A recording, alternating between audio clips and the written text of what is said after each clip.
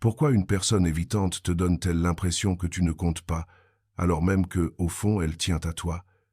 Tu fais des efforts et tu es accueilli par de l'indifférence. Ta vulnérabilité rencontre de la distance. Ton amour suscite de l'irritation. La personne évitante dans ta vie agit comme si ta présence était une sorte de corvée. Tes messages restent sans réponse pendant des heures ou reçoivent simplement une réponse d'un seul mot. Les projets sont annulés avec des excuses vagues. Lorsque tu exprimes une inquiétude ou de l'affection, son ton change et devient irrité, comme si tu faisais une demande déraisonnable simplement en occupant une place dans son espace. Tout, dans son comportement, semble dire la même chose. Tu ne comptes pas pour elle.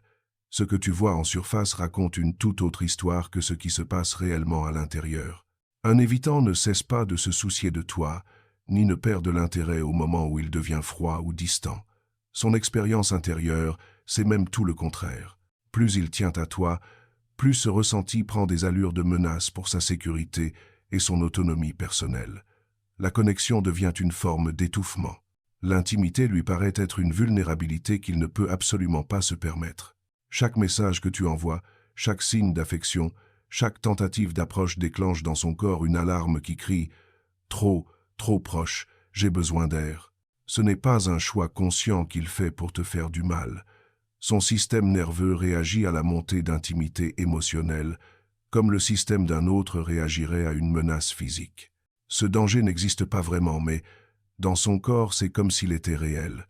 Quand tu partages quelque chose de personnel, quand tu exprimes ton affection, quand tu essaies de renforcer la connexion, il se sent envahi d'un malaise, qui le submerge, urgent et incontrôlable. Sa seule façon de gérer ce malaise, c'est de prendre de la distance, et cette distance se manifeste par ce comportement glacial et distant auquel tu fais face. Souvent, la personne évitante n'a même pas conscience de ce qu'elle fait. Elle ne repère pas elle-même les changements dans son comportement, car, de son point de vue, elle ne fait que réagir à un sentiment de débordement. Elle croit sincèrement qu'elle est raisonnable quand elle annule des plans ou met des heures à répondre. La pression interne qu'elle ressent pour recréer de l'espace est si forte que toutes les actions qu'elle pose pour s'en donner semblent justifiées et même nécessaires. Elle ne réfléchit pas à la manière dont ses actes te touchent, car toute son attention est tournée vers la gestion de son propre inconfort.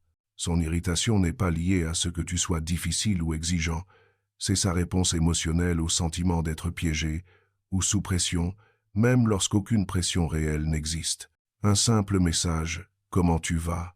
peut suffire à déclencher ce ressenti, car il implique un engagement émotionnel auquel elle n'a pas la capacité de répondre.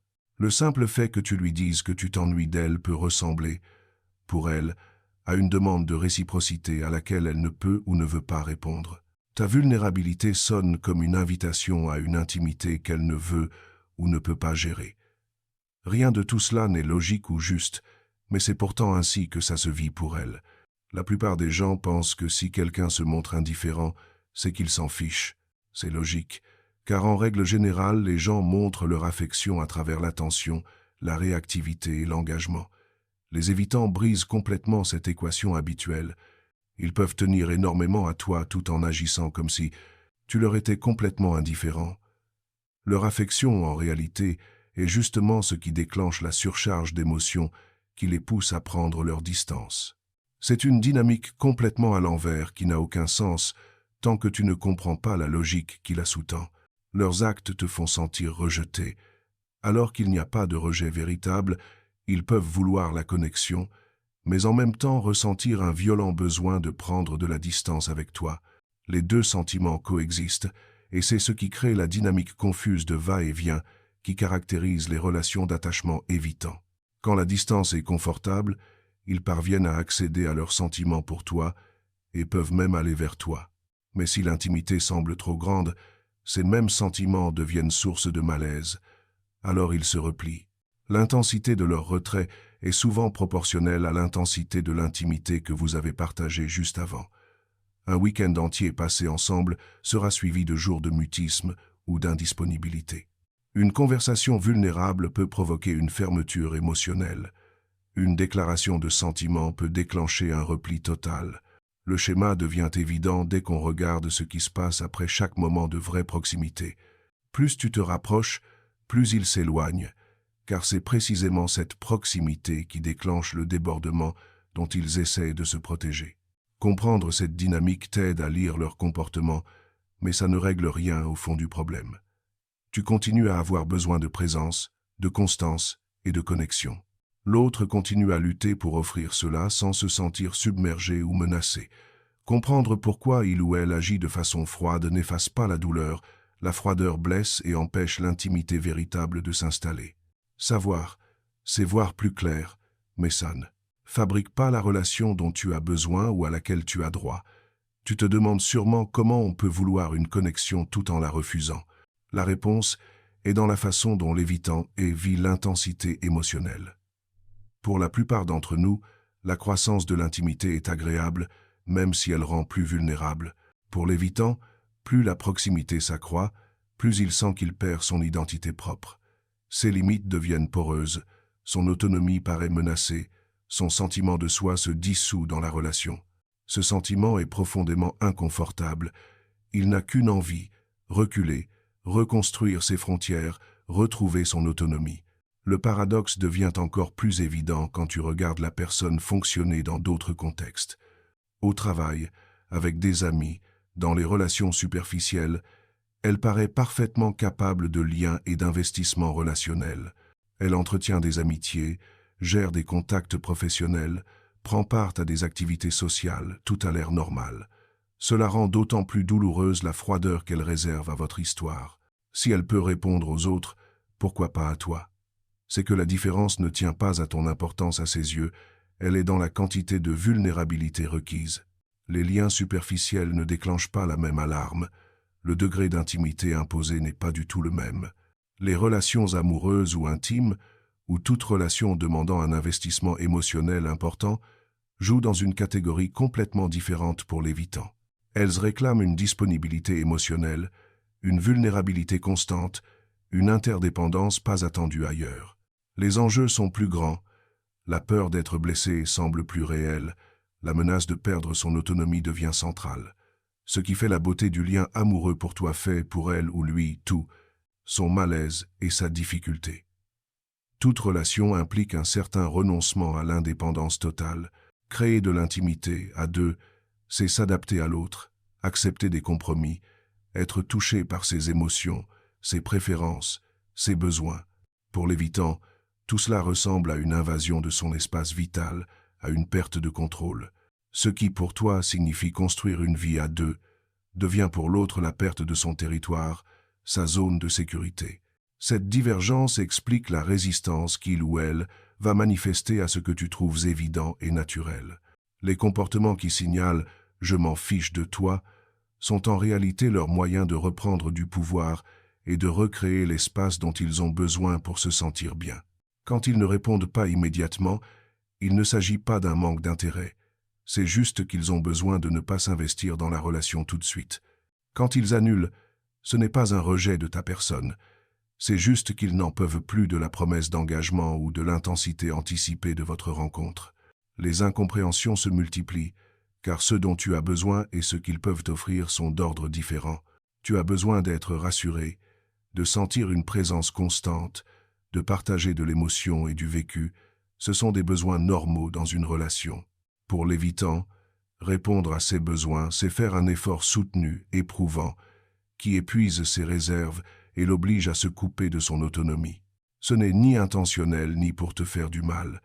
Il ne peut simplement pas se montrer ainsi sans traverser un trop-plein rapidement. Ce décalage crée la douleur fondamentale.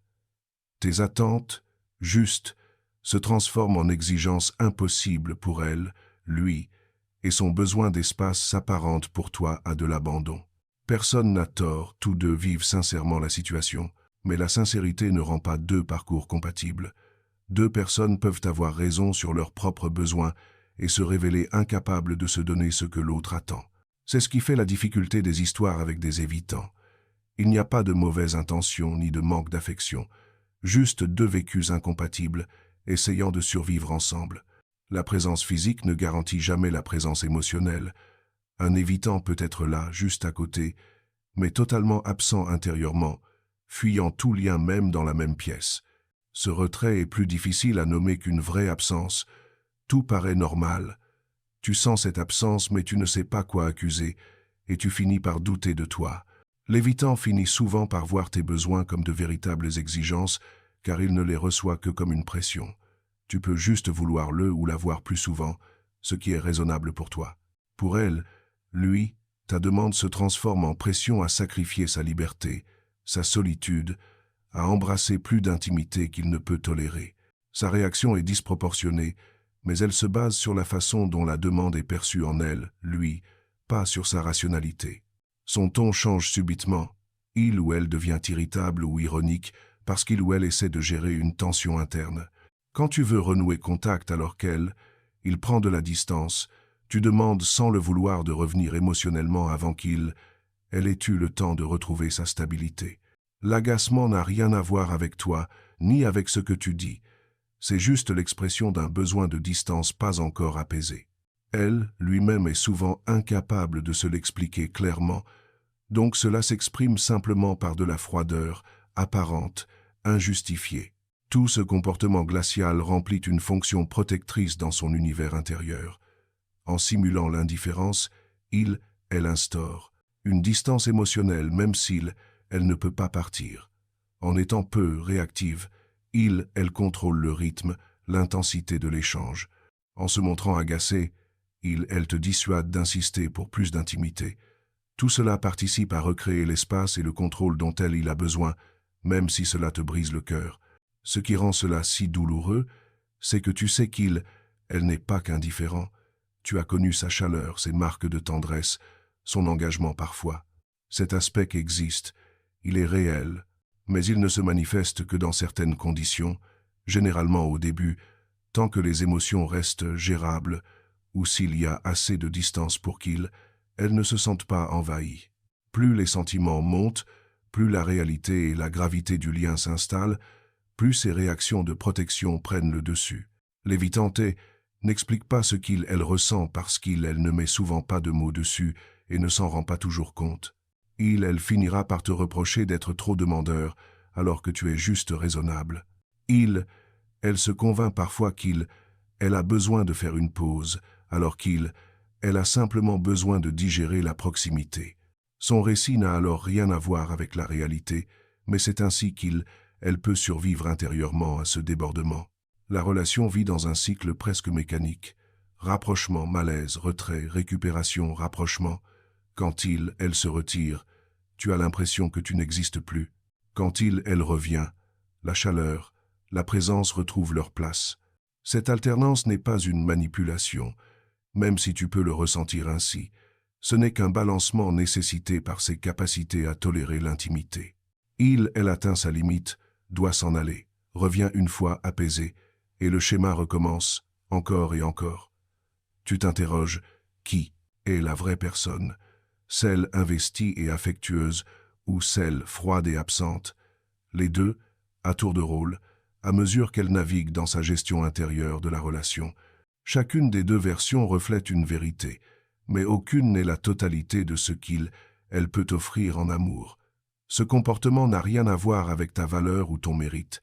Ce schéma se répéterait avec n'importe qui. Les déclencheurs précis, le rythme changerait peut-être, mais la trame profonde serait la même. Même parfaite, tu finiras par heurter son seuil d'intimité. Le problème, ce n'est pas trop de toi, c'est trop peu de capacité à la proximité de sa part. La plupart des évitants veulent sincèrement des relations. Ils désirent aimer, être aimés, partager. Ils ne veulent pas forcément la solitude ni fuir tout engagement. Mais ils en ont besoin selon des règles qui leur garantissent sécurité et distance. Autonomie, espace, intensité modérée. Si la relation commence à exiger plus, ils changent de comportement pour revenir à ce terrain connu. C'est alors que tu es confronté à leur froideur et à leur apparente indifférence. L'écart entre ceux qu'ils veulent intellectuellement et ceux qu'ils tolèrent affectivement les plonge dans un conflit intérieur permanent. Ils savent fort bien que s'engager, être vulnérable, être disponible, fait partie d'une relation adulte. Ils peuvent même le vouloir profondément. Mais quand il s'agit de le vivre, c'est leur système d'alarme interne qui l'emporte, et non la raison ou le désir conscient. Le besoin de sécurité, de contrôle sur l'intensité du lien prend le dessus. Tu ne peux rien arranger en communiquant mieux, ni en modifiant ton comportement. Tu pourrais faire tous les efforts du monde, moins demander, te montrer compréhensive, totalement respectueuse. Le schéma persistera tant que lui, elle n'aura pas reconnu le problème, compris sa dynamique et décidé de l'affronter pour agrandir sa tolérance à l'intimité. Ce travail est intérieur, profond, désagréable, nécessite un vrai engagement personnel, parfois aidé par l'accompagnement d'un professionnel. Tant que cette prise de conscience n'aura pas lieu, le cycle se poursuivra indéfiniment. Rapprochement, débordement, retrait, retour. Chaque éloignement soulage temporairement son malaise et ancre encore plus ce réflexe de fuite. Tu te retrouves alors enfermé dans une histoire dictée par ses propres limites, loin de la connexion et du développement à deux. Un évitant peut t'aimer profondément, penser à toi constamment, chérir la relation en silence. Mais si, dès que le sentiment s'intensifie, il ne sait que répondre par la froideur ou la distance, son affection ne se transformera jamais en relation à la hauteur de tes besoins. Le sentiment, s'il déclenche la fuite, une tendresse qui n'amène qu'au détachement, ce n'est pas le socle pour une vraie histoire. Comprendre te donne de la clarté, ça ne suffit pas à créer un vrai couple. Alors, quand un évitant agit comme si tu n'avais pas d'importance, il montre simplement la limite de ce qu'il est capable de donner. Ce n'est pas toi le problème, c'est qu'il a atteint sa capacité à la proximité et il a besoin de distance pour se sentir à nouveau en sécurité. Le fait qu'il t'aime ou pas ne change pas sa manière de gérer. Sa solution, c'est de s'éloigner, de donner l'impression de s'en fiche. Comprendre pourquoi il agit ainsi n'est que la première étape pour décider ce que tu veux faire de cette information. Si toi aussi tu as vécu cette dynamique, partage ton expérience en commentaire. Si cette vidéo t'a aidé à mieux comprendre ce qui se joue derrière le comportement froid, mets un like et abonne-toi pour ne pas manquer les prochains contenus sur les dynamiques relationnelles. Merci d'avoir regardé.